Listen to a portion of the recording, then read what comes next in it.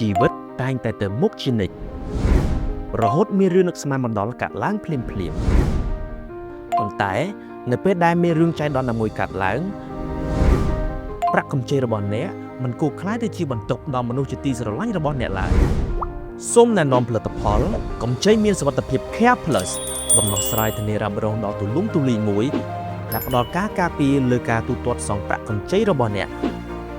ក្នុងករណីមរណភាពឬពិការភាពទាំងស្រុងនិងជាអចិន្ត្រៃយ៍ព្រមទាំងផ្ដល់ជូនការធានារ៉ាប់រងលើជំងឺធ្ងន់ធ្ងររហូតដល់50ករណី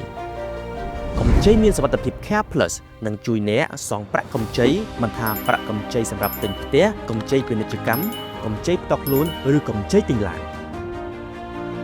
ដូច្នេះមនុស្សជាទីស្រឡាញ់របស់អ្នកនឹងនៅតែអាចបន្តទៅមុខជាមួយនឹងទ្រព្យសម្បត្តិដែលអ្នកបានបន្សល់ទុកក្នុងករណីមរណភាពឬពិការភាពទាំងស្រុងនិងជាអចិន្ត្រៃយ៍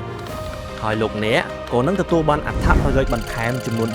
$3,000ក្នុងករណីគ្រោះថ្នាក់ដោយចៃដន្យព្រមជាមួយនឹងការធានារ៉ាប់រងសម្រាប់ជំងឺធ្ងន់ធ្ងរចំនួន50ករណី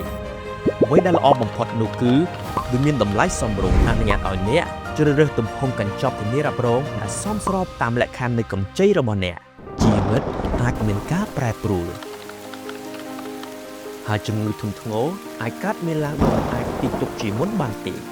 ប៉ុន្តែជាមួយកម្ចីមានសុវត្ថិភាព Care Plus អ្នកអាចរក្សាសុវត្ថិភាពធានាលើការទូទាត់សងប្រាក់កម្ចីរបស់អ្នក